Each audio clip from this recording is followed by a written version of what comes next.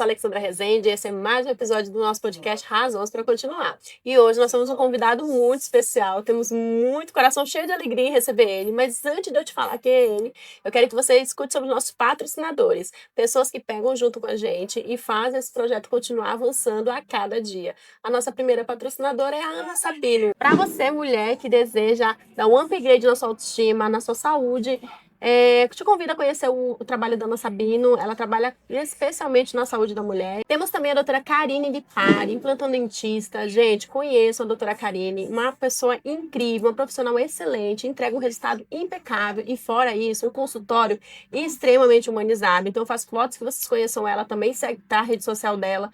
Vão lá e lembra, fala que viu aqui no nosso canal. Para você que adora receber pessoas assim como eu, que recebe seus amigos, gosta de realmente servir o melhor para seus amigos, eu te convido a conhecer a Sabor e Delícia, gente.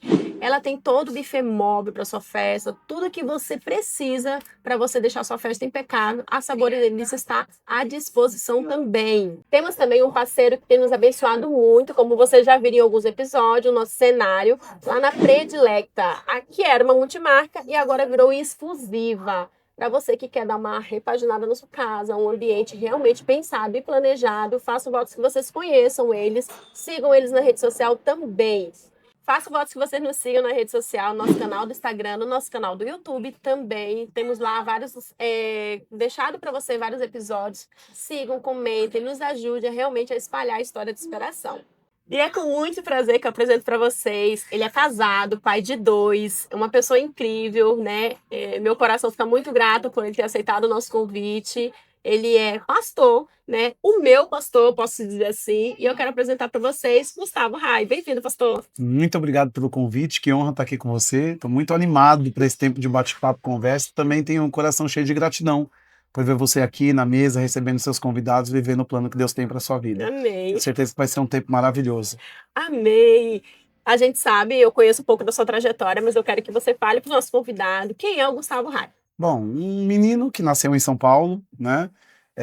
Filho de Marco e Maria, com uma grande história por trás desse nascimento, né, dessa história toda, e que veio para o litoral de São Paulo com 18 anos de idade para fazer faculdade em Santos e morar na Praia Grande, porque aqui os custos seriam um pouco mais baixos do que morando em Santos, né? E foi aqui, no primeiro mês de faculdade, que eu conheci Jesus e que a minha história mudou, a minha vida também mudou e eu, de fato, Deus me deu raízes nessa terra e nessa cidade. Então, desde então, hoje eu tenho 42 anos, estou aqui vivendo o plano que Deus tem para mim nessa cidade, junto com pessoas maravilhosas como você, acreditando que esse é o tempo, essa é a hora, esse é o lugar certo para estarmos. Uau! Conta pra gente, né? A gente sabe muito bem, eu sei um pouco da sua infância, mas conta pra mim, um pouco da sua infância, da sua jornada. Uma coisa que me admira muito que você fala é que você foi adotado, né? Mas essa adoção foi algo muito mais do que só uma adoção, né? Então conta pra gente só um pouquinho pra gente entender. Sim, como eu estava dizendo, eu nasci na Vila Mariana, em São Paulo, e fui criado em São Paulo, né? Morando em alguns períodos da minha vida, no interior de São Paulo também. E desde pequeno, desde muito cedo, não tenho memória de quando isso aconteceu com consciência, mas eu me lembro de crescer, ouvir minha mãe e meu pai contarem a mesma história para mim. Meu pai menos do que minha mãe, meu pai não gosta muito de tocar nesse assunto, mas a minha mãe sempre foi muito tranquila para falar sobre isso, sobre esse processo de adoção, né? Então não foi uma coisa que eu tomei um choque depois que eu tinha 15, 16, 17 anos e aquela notícia chegou para mim. Desde muito pequeno eu cresci sabendo que eu tinha sido adotado, que eu era filho do coração do meu pai e da minha mãe, né? E minha mãe, ela desejava muito ter um filho e não tinha condições, né? Ela não conseguia ovular, então não conseguia gerar um filho. No entanto, ela cria tanto para um filho, ela decidiu preparar todo o quarto, o berço, e ela inclusive sabia que ia ser um menino. Uau! Porque ela fez o quarto todo azul, então preparou e deixou lá. E passou 1 ano, 2 anos, e cada mês que passava ela comprava uma peça de roupa, e ela nunca deixou de mobiliar aquele quarto, né? E ela era bem relacionada, então tinha um pediatra da família, ela tinha uma amiga, uma grande amiga que era enfermeira em um hospital neonatal, né? Então, um hospital de nascimento de bebês, inclusive um hospital de mães solteiras, que tem em São Paulo até hoje, chamado Lar das Mães Solteiras, né? E um determinado dia, essa amiga dela ligou para ela dizendo, olha, nasceu um menino, a mãe não tem como ficar, e os processos burocráticos para uma adoção no Brasil, até os dias de hoje, são muito complicados. Diferente de hoje, antigamente, quando as crianças nasciam, elas não iam já para o cartório com algum tipo de documento já fazendo a ligação daquela família com aquele bebê. Então tudo era um pouco mais solto e as crianças tinham, as famílias tinham algum tipo de laudo, mas elas pegavam o laudo do pediatra e iam até o cartório Sim. registrar as crianças, né? E como ela era bem relacionada, até uma coisa feia que eu vou contar, mas é o que foi feito naquele dia, né? O pediatra, que era também muito bem relacionado, ele em conluio com a minha mãe e com a minha avó, porque meu pai não sabia disso, Uau! foram até o hospital e junto com a amiga enfermeira que dava plantão nesse hospital, né?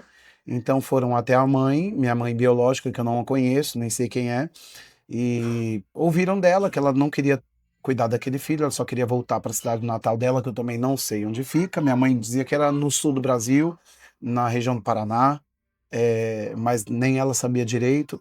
Então eles deram um dinheiro que ela pediu para ela voltar e para ela se estabelecer nos próximos meses, né? E eu naquela hora fui colocado num saco de feira. Bem cena de novela isso, né? É. E minha mãe saiu pelas portas do fundo do hospital junto com a minha avó, né? E o pediatra deu laudo e tudo para eles. Sim. Então, eu já fui registrado no nome da minha mãe e do meu pai. Que depois a gente já foi direto pro cartório, né? Então tem esse nascimento dramático, né? Que também é uma coisa assim de superação, porque Sim. geralmente nós ouvimos histórias de crianças adotadas, traumatizadas Sim. e que não sabem lidar com essa questão da adoção, mas isso foi de uma maneira tão foi contada para mim de uma maneira tão especial Especial. e de fato eu me senti pelos meus pais escolhido e não alguém que não deveria ter existido e caiu na mão de outras duas pessoas, né, que Por um não acaso, por né? um acaso. Então eu penso que Deus estava em cada Em cena cada já por cena. É trás. verdade. Eu vejo isso e você tá falando, e eu tô lembrando o meu pai, que eu considero pai, não é meu pai biológico, né? Eu sou filha única, mas também meu pai nunca quis saber de mim. E eu lembro você contando, é muito parecido, não parecido nesse sentido, mas parecido nessa questão do trauma. Quando eu descobri que eu não era filha do meu pai, que eu considerava pai, realmente foi uma adolescência terrível. Porque foi o sentimento que eu senti. Eu falei, poxa, eu fui rejeitada desde o ventre pelo meu pai, ele nunca me quis e tudo mais. Então, isso me fez realmente gerar muitos traumas. Louvado seja Deus que eu conheci Jesus e o amor de Jesus me curou nesse sentido. Mas o que você falou é muito verdade. Como pessoas, né, que não abrem isso, né, não expõem, não fala, quando isso vem à tona, realmente é algo que vem traumatizando. Eu acho que toda história de superação, ela sempre vai começar com você olhando para a verdade como ela é e Sim, lidando com ela no agora, né? Então eu acho que o pior problema que a gente vai enfrentar em qualquer momento que a gente passar pela nossa vida, mais do que lidar com uma crise, é lidar com uma mentira. sim. Porque quando a gente lida com a verdade, por pior que ela seja, a gente tem condição de superar aquele momento que a gente está passando para poder dar uma viravolta nessa história, né? Então eu penso que o que me facilitou e me ajudou foi lidar com a verdade o tempo todo, né? O importante é falar a verdade, né? É, Mesmo dependendo da idade, falar sempre a é verdade. isso mesmo. Agora é importante falar, né? Essa história que eles me contam e eu julgo que Sim, é a verdade, tá porque tudo eles bem. sempre contaram para mim a mesma história. Eu converso com eles. Minha mãe já não tá mais aqui, né? Mas o meu pai tá vivo ainda e eu falo, pai, me conta de novo como é que foi. E ele me conta. Não, e só por questão de curiosidade, como foi quando ela chegou em casa com o bebê? O que que seu pai fez? Então, Falou. meu pai estava trabalhando e ele ficou surpreso, mas a minha mãe era uma mulher assim muito dominadora, né? E ela de fato governava a nossa casa. Sim. Então, meu pai, aí ele só dá a última palavra dele é sim, sim, ok, né? Então Então tá a tudo gente tinha um certo. lar assim um pouco, a minha mãe era um pouco autoritária, né? E ela estava esperando aquilo junto com ele. Sim. Como não aconteceu biologicamente falando, naturalmente falando, né? Então aquele caminho já era um caminho que eles estavam predispostos a tomar e se preparando para aquilo, mas a burocracia era muito grande. Como eles tinham, esse médico inclusive era um pediatra renomado e da família, então facilitou muito os processos todos, né? Uhum. E talvez juridicamente até feio contar uma coisa dessa, mas eu sou vítima dessa história, então me sinto à Sim, vontade para eu poder sim. compartilhar, né? Eu não escolhi fazer desse caminho e graças a Deus que isso foi tomado, porque se eu não tivesse hoje, se eu não tivesse tido essa família, o que teria Qual sido. seria realmente a história do Gustavo? Qual né? seria o meu destino? Sim. Então, eu me lembro e vejo, né, que na Bíblia mesmo, eu sou um pastor, é a minha esfera, é o meu Sim. nicho, né? Talvez eu tenha que levar as pessoas que estão com a gente algumas vezes pelas páginas da Bíblia, né? Moisés, ele viveu essa história, né? Sim. Joquebede, pressionada pela questão do Egito e por matarem os meninos pequenos hebreus que nascessem, ela teve que lançar o seu filho num cesto de betume e ele foi cair no quintal de Faraó e foi criado pela filha de Faraó. Agora, tudo aquilo era uma preparação para que, de fato, no decorrer dos anos, Moisés puxasse aquela fila.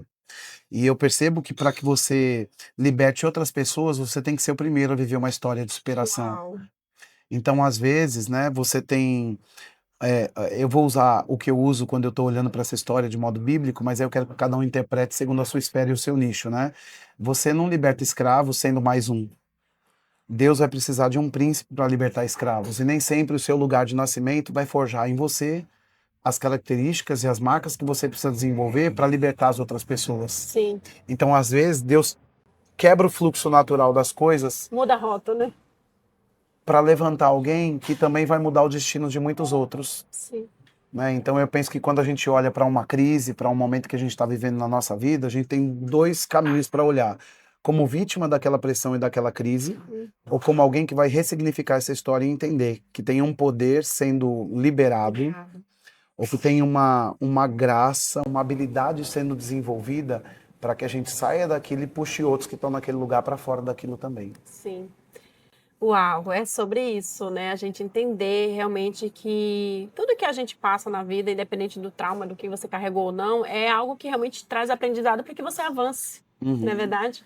E a convenção? Como foi para chegar e o Gustavo conhecer Jesus? Então, como eu disse no começo, né, eu vim para cá para fazer faculdade. Um menino sonhando com uma coisa que eu sempre tive como alvo. Eu nunca fui uma criança com, o que eu vou fazer na faculdade? Tem 5 possibilidades. Não, eu só tinha uma possibilidade. Eu me envolvi desde pequeno com artes e trabalhei em alguns canais, emissoras de TV nessa questão do teatro, né? Então, apesar de ser experimentado nessa área, eu não tinha um desejo para fazer uma faculdade de artes cênicas e investir meu tempo nesse lugar. O meu sonho desde pequeno era fazer jornalismo, né? Então, quando eu vim para cá, eu fui aprovado em uma das universidades da cidade de Santos. Na verdade, nas 3 que eu prestei em Santos, eu fui. Eu era um jovem que não conhecia Jesus ainda, então tinha uma vida um pouco solta, né? E eu escolhi Santos por causa da praia, não pelo potencial da faculdade, né? Então eu vim para cá para curtir. Sim. E eu queria viver faculdade de noite, praia de dia. Nossa família estava bem estabelecida, mas quando eu vim para cá, meu pai passou por uma crise financeira muito grande, né? Então eu tive que entrar na faculdade e trabalhar para poder dar um reforço para ele, para que a gente pudesse conseguir levar as duas coisas ao mesmo tempo, né? E foi debaixo dessa crise que me fizeram um convite para ir numa igreja, ouvir a palavra, né? E eu fui e nunca mais saí. Mas eu vim parar aqui com 18 anos para ingressar na faculdade de jornalismo. E foi assim que começou a minha história nessa região e nessa cidade. Apaixonou pela praia, né? E hoje, por exemplo, nem vou à praia, né? Exatamente isso. Hoje eu tenho 42, mas aqui também está uma coisa importante para a gente pensar. Às vezes a gente está olhando para uma fase da nossa vida e pensando que se a gente não tem aquilo hoje, a gente não tem nada. E no ano seguinte a gente não é mais a mesma pessoa. Isso é verdade. O nosso gosto, nossa maneira de viver, Muda. as nossas aptidões, elas vão sendo desenvolvidas, as nossas características vão se aprimorando e talvez o que era tão importante numa fase já não vai ser mais necessária na outra. É verdade. Então eu vim por uma coisa, mas de fato eu estava sendo puxado para cá sem saber, para outras coisas que não tinham nada a ver com o que estava no meu coração, mas que Deus já sabia, conhecia as cenas da minha vida. Sim, nós como cristãos, a gente sabe dessa questão, né? Nossa vida está escrita pelo Senhor, tá tudo certo, início, meio e fim. Então eu creio que o Senhor ele vai nos colocando, né? Nos direcionando para cumprir o bom propósito dele, né? Às vezes a gente dá uma desviada para ali, né? Que nem a questão até conhecer Jesus, mas sempre vai calhar para que realmente a gente cumpra um bom propósito. É uma escolha que você faz quando você realmente conhece Jesus, né? É verdade. É seguir o bom plano que ele tem para nós. E nem sempre vai ser do jeito que a gente quer. Mas, se a gente confiar e obedecer, as coisas vão fluindo de forma que realmente vai chegar até o objetivo. Eu acredito Não é que é assim, verdade? é isso mesmo. Eu acho que é assim. Então, o Santos chegou para mim, né? Primeiro Santos, eu vim parar na Praia Grande justamente por causa do custo de vida. Naquela época, a gente tinha um custo muito mais reduzido do que em Santos, morando na Praia Grande, né? E aí um jovem fazendo faculdade, né? Então era a melhor opção a fazer. E eu vim morar bem aqui pertinho de onde a gente está gravando hoje. Foi aqui que eu vim morar nesse bairro, né? E comecei a história assim. Passado, acho que primeiro mês que eu estava aqui na cidade foi quando eu conheci a igreja, Jesus, e aí tudo ficou com um sentido melhor na minha vida. Uau, Aí eu ganhei as notas que eu precisava para compreender as próximas fases. uau. E tem algum desafio assim muito grande que você passou nesse processo da convenção até o Gustavo hoje? Assim? Eu falo no questão, como que eu posso te falar isso? Algum desafio assim que você falou assim, não, acho que eu tô pelo caminho errado, deixa eu voltar ou não e tudo mais? Geralmente quando a gente, Duvidou? eu penso que geralmente quando a gente pensa em desafios, a humanidade toda, né? Eu acho que a gente coloca na caixa dos desafios dois grandes caminhos, né? Pressão, intimidação que vem contra nós, medo, aflições, agonias ou finanças, né? E eu aprendi nesses anos que, de fato, a gente tem desafios maiores quando a gente não quer fazer ou não concorda com o plano que a gente recebeu de Deus. Então, o meu desafio dinheiro e finanças são coisas que acontecem, né? Pressões de outros lados emocionais, são coisas que a gente lida no dia a dia da nossa vida, mas nunca foram coisas que me pararam. E talvez o maior desafio é eu conseguir me manter puro depois que você cresce, avança para as próximas fases da sua vida, porque Isso é muito justamente importante, né? no aspecto emocional e financeiro, você vai vivendo a sua vida, você tem avanços, você tem retrocessos, você tem traumas, e como você fica depois dos traumas ou depois dos problemas que você enfrenta, para você continuar lidando de modo puro e íntegro na sua vida, nas relações ou com as pessoas, né? Às vezes você está conversando com alguém e você vê que tem pessoas que são amargas, tem pessoas que têm motivações erradas, não porque elas são pessoas ruins, mas porque elas seguem feridas na Sim. vida. E essas feridas mudam o jeito com que elas se relacionam. Então, eu acho que o maior desafio do ser humano não é saber lidar com finanças, com pressões emocionais, mas é se manter íntegro, puro, Após o. após passar por crises. É verdade. Entendeu? E não deixar com que as pressões do dia a dia roubem a essência de quem você é. Então, eu penso que até hoje, o meu maior desafio é esse. Eu lido todo dia com muita gente, com muitas histórias. E eu, todo dia, quanto mais você caminha na sua vida, talvez maiores vão ser os desafios que você enfrenta, do que você já não é a pessoa pequena de 10 anos atrás, você está crescendo. E quanto mais você cresce, maiores são seus alvos, né? Então, você vai enfrentar desafios maiores. E você precisa se manter com o mesmo coração, mesmo passando por vários desafios. Então, eu penso que se a gente consegue discernir isso e compreender que mesmo depois de um trauma, de um problema, de um desafio, de uma crise, a gente tem que guardar o nosso coração e se manter o mesmo, eu acho que 80% dos seus problemas, eles não é que somem, você sabe lidar com eles. Porque a gente não tem autonomia sobre o que vai acontecer no planeta Terra. A gente não consegue modelar o preço do dólar hoje, a inflação de um país. A gente ora sobre isso, mas a gente não decide essas coisas. Mas se eu tiver autoridade sendo exercida a respeito de mim mesmo, eu tenho a chave para viver em paz em todas Em as meio a tudo. estações. Então eu vejo que o maior desafio nosso não é saber lidar com uma coisa ou outra pontual ali, é saber lidar com você mesmo depois que você passa pelos desafios. Pastor, a gente sabe, ouviu toda a sua jornada, isso é incrível. Conta pra mim, Gustavo Rai, qual um sonho assim que você ainda deseja alcançar? Além de tudo isso que você já nos falou, a gente sabe que você está crescendo a cada dia, mas o Gustavo tem algum sonho assim que ele deseja alcançar de forma.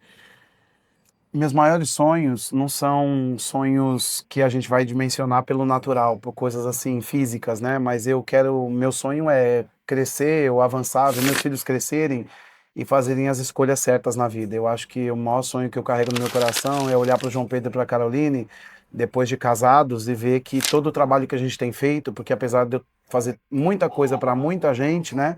Todo meu alvo em viver o plano de Deus e seguir o plano que Deus tem para mim é também ser um bom exemplo para minha família, para os meus filhos. Então, acho que tudo que eu poderia pensar de desejos pessoais, que tem o seu lugar e o seu valor e é totalmente lícito, não são coisas que eu sonho, porque para mim, por maiores que sejam e mais caros que sejam, que eu tenho sonhos caros também, como qualquer outro ser humano, né?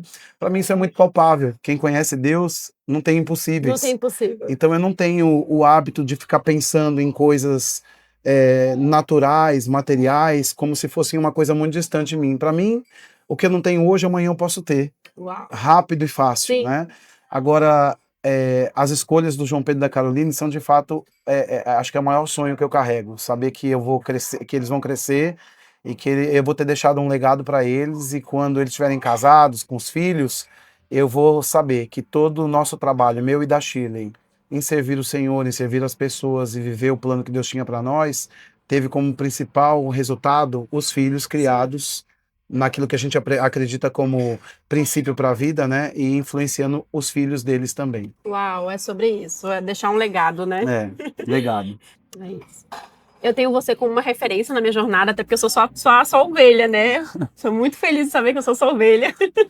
E a gente sabe o quão desafiador é a vida de um... Desafiador no sentido do chamado pastoral, né? E então, conta pra gente, assim... quando teve esse estalo, ou não teve, de falar assim, ó, eu tenho um chamado, eu vou ter que cumprir esse chamado. A gente sabe que tem muitos desafios no chamado, né? Mas quando foi que virou essa chave e falar assim, não, eu tenho um chamado pastoral, eu tenho um chamado para realmente fazer as coisas e eu preciso fazer.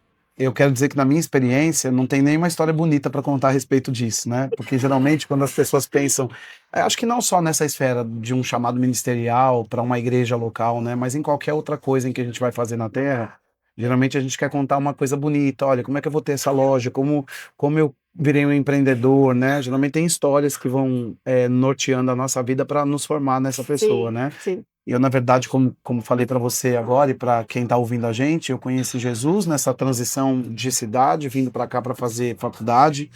E eu fui para a igreja e tudo que eu queria era conhecer Jesus. Eu nunca tive nenhuma pretensão para ser alguma coisa na esfera da igreja, né? Eu só queria desfrutar da grandeza que já é ser filho de Deus. É verdade. E do nível de revelação que isso envolve, né? De tantos privilégios que nós temos em ter esse nome de ser filho de Deus. E no dia a dia, caminhando com isso, a gente vai experimentando de Deus e o meu coração era poder alcançar outras pessoas. E, por exemplo, na esfera dos negócios, as pessoas dizem que um empreendedor de sucesso é aquele que resolve o problema dos outros e que apresenta a solução para a área em que as pessoas elas têm desafios e dificuldades, né? E eu descobri que na esfera da igreja também você pode descobrir o seu dom ministerial à medida que você serve as pessoas. Sim. De fato, a Bíblia nos ensina que um dom ele é dado por Deus para uma pessoa antes dela nascer. Então não me tornei um pastor porque eu fazia muitas coisas na igreja, porque eu estudei muito para isso, né? Na verdade, a qualificação e o estudo nunca podem parar. E quanto mais você tem revelação de um chamado, mais você tem que se inclinar para o estudo da palavra e para o entendimento das escrituras. Mas isso não forma um pastor. Sim. Isso equipa Uhum. um pastor ou qualquer outro dom ministerial, né? Mas de fato na minha jornada, na minha história, eu me vi dentro disso de repente. Não foi uma coisa que eu pensei sobre isso e que eu desejei no meu coração. E hoje eu estou em paz com isso, porque eu li um versículo na Bíblia que diz que se eu concordo com o Senhor e ando em paz, o bem me sobrevirá e a prosperidade também. Então eu decidi ficar em paz. Mas até pouco tempo atrás, eu ainda dizia, Senhor, eu sou grato por esse local, pelo privilégio de poder pastorear pessoas e ser pastor de uma igreja local, mas eu nunca desejei isso. Se você me der uma chance, abre a porta que eu mesmo saio. Eu sei que não é bonito falar isso, mas é a minha história, né? Então não Sim, foi uma coisa que eu sim. forjei. Eu queria fazer qualquer coisa que eu pudesse alcançar as pessoas. Se abrir uma porta, se dar um abraço, se entregar um papel na rua, qualquer tipo de coisa que tivesse. A igreja tem muitos lugares em que você vai ser colocado e, de fato, todos eles convergem em você alcançar as pessoas. Se fritar uma coxinha numa cantina de uma igreja, qualquer coisa que tivesse gente envolvida, eu queria fazer. E no dia a dia da igreja, eu fui, de fato, foi me sendo revelado a respeito de um chamado ministerial. E depois eu fui levantado como um pastor auxiliar numa igreja local. E logo depois eu fui levantado como um pastor titular de uma igreja local. Então eu nem fundei a minha igreja. ela foi transferida para mim. Porque de fato Deus sabia Sim. que eu jamais faria isso, né? E não é porque não tem privilégio em ser, mas não era uma coisa que eu estava me projetando para ser, pensando sobre isso. Nunca desejei. Para mim estava muito bom fazer qualquer outro tipo de coisa na igreja, né? Então a minha história para assumir o chamado pastoral foi essa. Quando me vi, eu já estava ali. E a mim, até o dia de hoje, cabe obedecer. Houveram fases na minha vida ministerial que eu pensava: tem uma vaga para jardineiro, tem uma vaga para a limpar carro, para qualquer outro tipo de coisa, para um eletricista, eu vou me profissionalizar. Eu queria fazer qualquer tipo de Qualquer coisa na coisa. vida, menos fazer isso.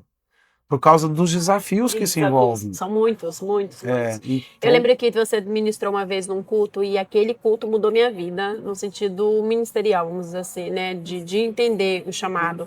Eu lembro até do nome da mensagem, Prisioneiros de um Propósito. Gente, essa ministração, para mim, foi algo que é exatamente o que você está falando. Eu não queria fazer, mas eu fui chamada para fazer. Então tá tudo certo, a gente tem que entender e obedecer e seguir o propósito que Deus tem para nossa jornada. É que nem você falou, eu não queria ser pastor, né? Não era algo que você desejava, o púlpito, mas foi algo que Deus direcionou para você. E a gente vê, é visível, a gente vê o quanto Deus tem acrescentado na nossa vida, porque você tem acrescentado nas nossas, né? Eu, como sou ovelha, posso falar isso, que tem me alcançado de forma sobrenatural, né? E aí entra na minha próxima pergunta, né? A questão da, né? Você está viajando muito, a gente sente muita saudade de você na nossa casa, mas ao mesmo tempo que a gente sente muita saudade, a gente sabe muito bem que você está indo não somente abrir um campo, vamos dizer assim, mas também trazendo muitas coisas para nós e tem nos alcançado. E nós, como sou ovelha, a gente percebe isso e sabe o quanto está sendo desafiador para você, porque entra a questão da sua família, da sua jornada, da sua vida pessoal, fora da questão do ministério.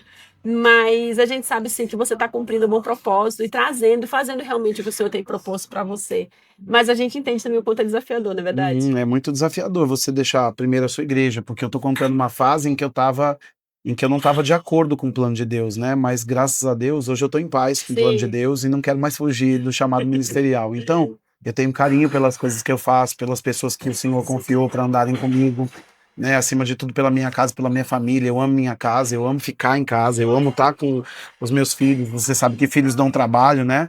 Mas o trabalho do filho é uma coisa que quando a gente tá junto, a gente fica esgotado, mas quando a gente não tá, a gente fica com falta, né? Então a vida familiar é uma grande diversão. A gente cresce e amadurece, aprendendo a ser pai, aprendendo a lidar com os desafios de uma vida familiar, a gente amadurece, né?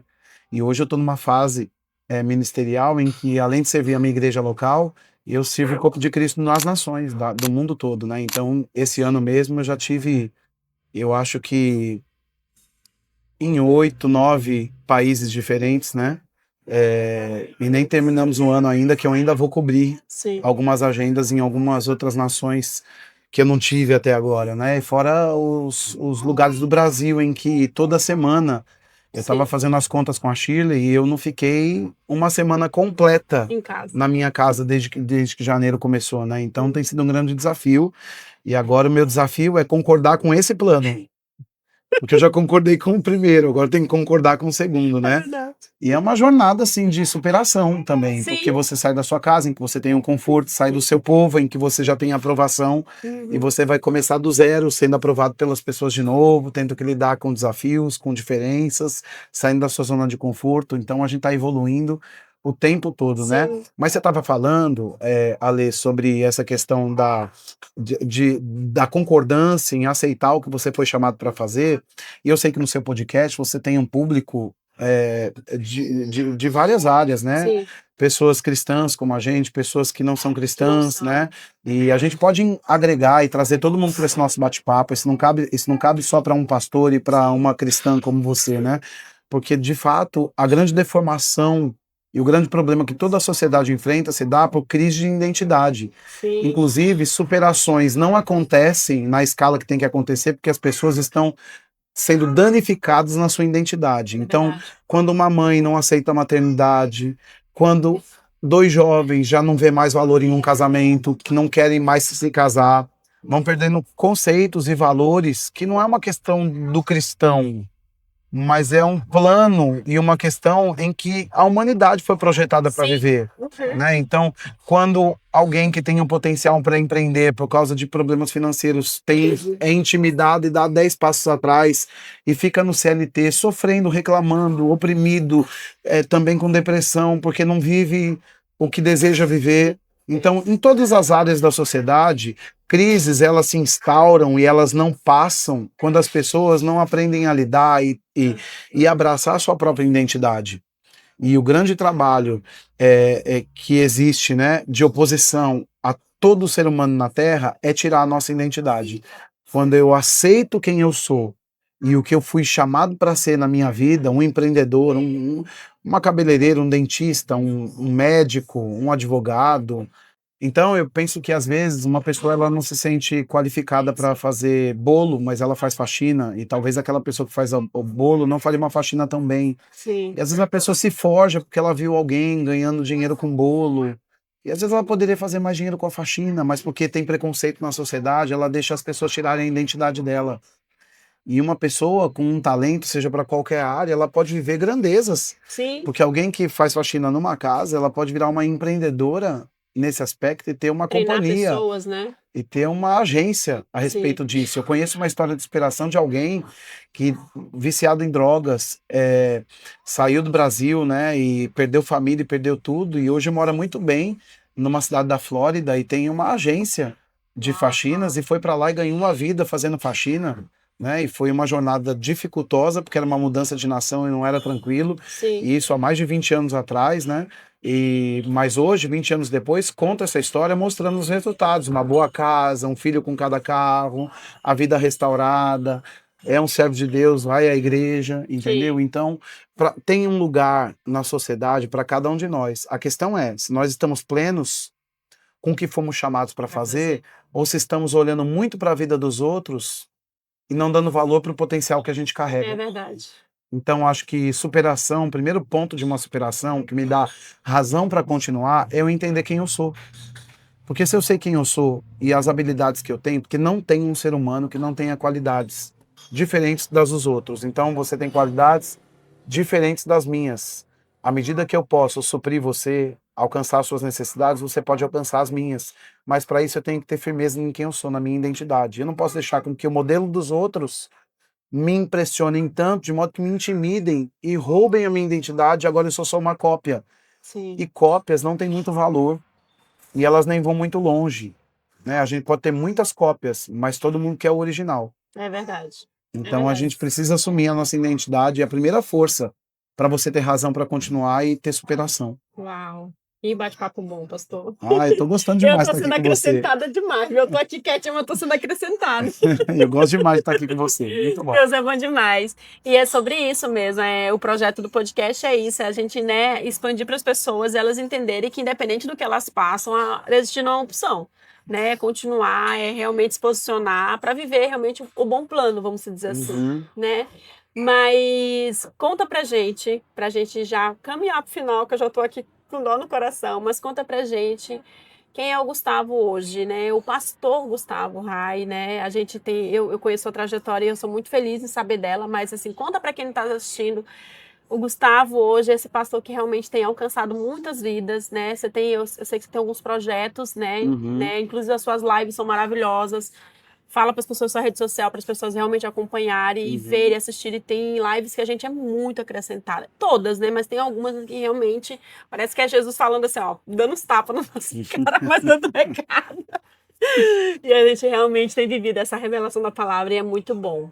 Bom, hoje eu pastorei uma igreja maravilhosa chamada Amor e Vida, né? Estamos crescendo, temos centenas e centenas de membros na nossa igreja, estamos expandindo a nossa igreja, né? Cada ano que passa a gente está sendo expandido por Deus e pelo propósito que Ele tem na nossa vida. Temos uma escola bíblica dentro da nossa igreja também, muitos departamentos, trabalhos muito importantes como pregação nos presídios, em casas de recuperação, em pessoas em estados de recuperação de dependências, né, a respeito de vícios, e eu acho muito importante esse tipo de ação de uma igreja, né, em alcançar essa parcela da sociedade que vive vulnerável a tantas coisas, né. Então nós temos também uma escola bíblica plantada dentro da casa de recuperação de jovens infratores, Sim. que acontece uma vez por semana. Temos uma equipe que vai lá e ensina a Bíblia para esses jovens, e já temos ouvido histórias de testemunhos, né?